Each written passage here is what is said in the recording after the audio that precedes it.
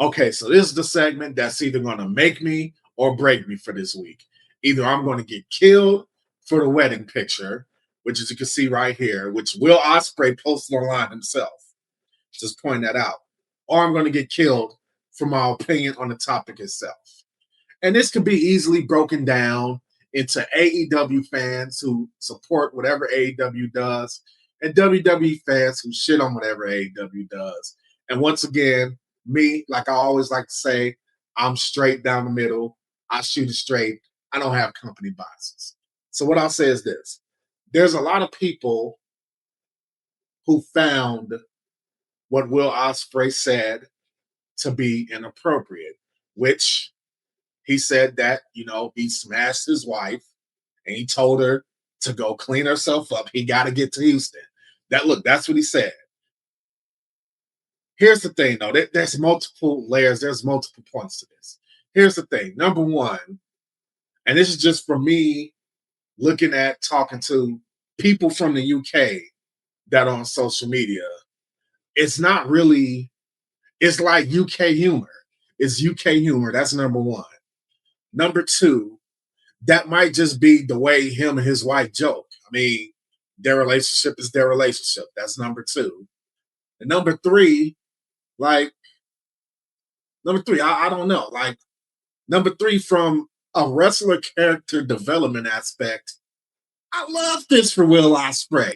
I love it for Will Ospreay.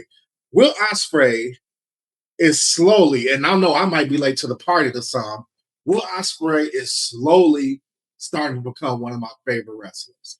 And I don't mean that from the sense, I've always knew for years that Will Ospreay was a stud in the ring. I've already known that for years. But my criticism of Will Ospreay this entire time is that I felt like he didn't have any charisma. And I don't know if it was from the sense of he doesn't have any charisma as, like a UK guy, and me being American brain, Americanized, thinking like, okay, this guy's not connecting. But lately, I've just been fucking with Will Ospreay, bro. I've been fucking with Will Ospreay lately, and just the way he's moving, his character development. Like, I've been fucking with Will Ospreay. So Will Ospreay said what he said. I fucking laughed. And then, after I laughed, I thought about it and I said, oh shit, somebody's gonna complain about this. And here's the thing. This is what I said online. I said this online to, a popular wrestling YouTuber, wrestling content creator who always shits on AEW. I said this. I said the only thing I'll look at it as a slight towards Will Ospreay in this is that if you're going to cut a promo in the ring where you appear to have said something that will be seen as disrespectful towards their wife, don't be surprised when other people, mainly on social media, things like that, say disrespectful shit about your wife.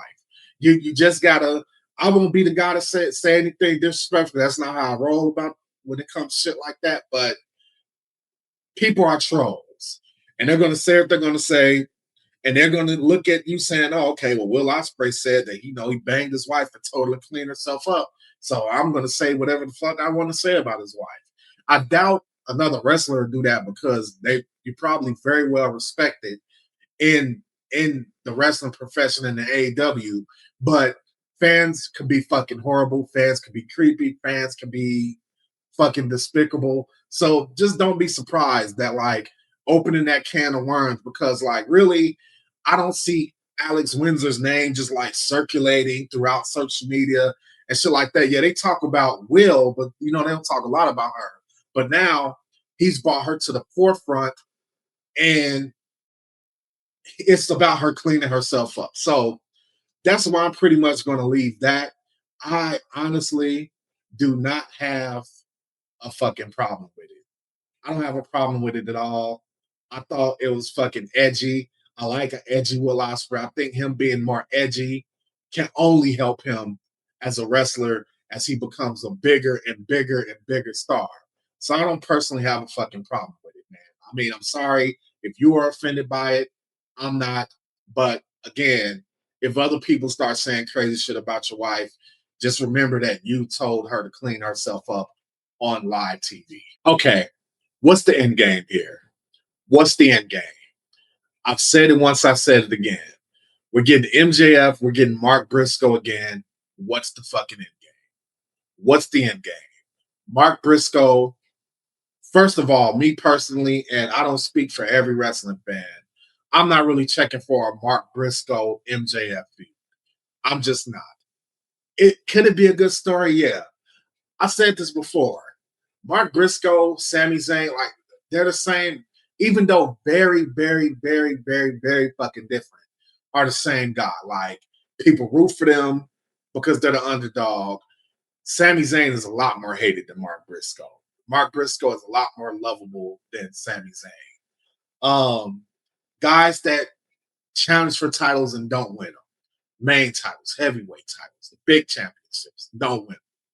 And I just don't see what the end game is here. Like, so we're gonna get a multi-man match inside of a steel cage. If Mark Briscoe's team wins, he gets a shot at MJF, and then he challenges MJF for the title. But the problem is that MJF just got that belt back, and I just don't see a scenario where Mark Briscoe dethrones MJF. I just don't see it. I don't see it. And if he doesn't win the belt from MJF, then what? Then where does Mark Briscoe go? It's just going to add on to the fact even more that Mark Briscoe probably shouldn't be challenging MJF for the title.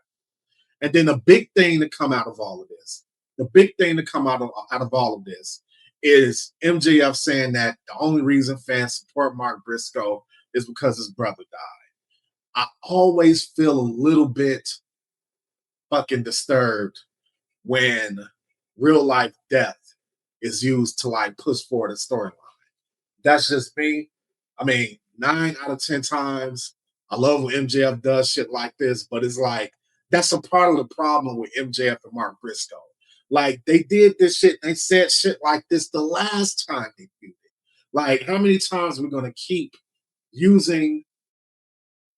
How many times are we gonna keep using Jay Briscoe as like a catalyst for Mark Briscoe's rise? Like, I don't like that aspect of it. I don't like the aspect of what feels like a foregone conclusion that Mark Briscoe is not going to beat MJF. Now let's look at the other side of it. What if Mark Briscoe does beat MJF? Then I'm going to feel like they're hot potatoing the AEW title too much. Like MJF has it, MJF loses it, MJF has it, Mark Briscoe has it, and over the course of a few months. I don't like the belt changing hands that many times. That's just me. That's just me.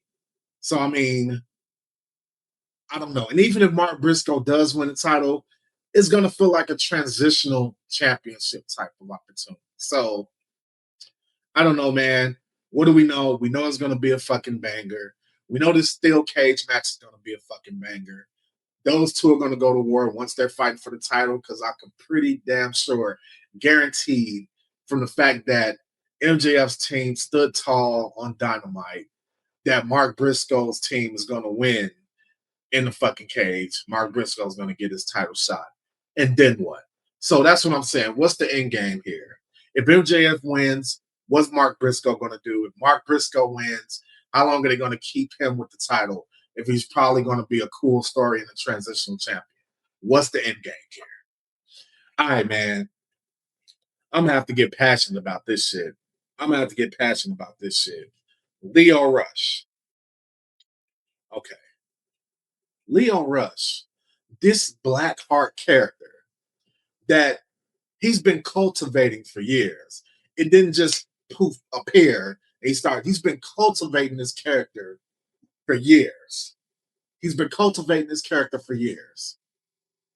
This character is so fucking over. He's over at the shows. He's over on social media. Like, here's the thing. And here's been the booking. Here's been my biggest criticism of AEW from day one. They cannot let this opportunity fall between their fingers. They cannot let this happen. They cannot let this happen. You have a Mankind Fiend level character that can transcend promotions in Lio Rush, in Blackheart Lio Rush. He does that character so fucking well. Smeagol, Gollum, whatever you want to, he does that character so fucking well, and he should be rewarded for how much he's poured into that fucking character. He should be rewarded for that shit. And I don't want to disrespect the Ring of Honor TV title, but with all due respect, that's not a fucking enough for the amount of effort and development he's put into the Blackheart character. It's not enough. When I think of characters like Lio Rush, I think of characters like, again, Mankind, Mick Foley, characters like that. But a part of what worries me is I don't want Lio Rush to become the male version of Abaddon.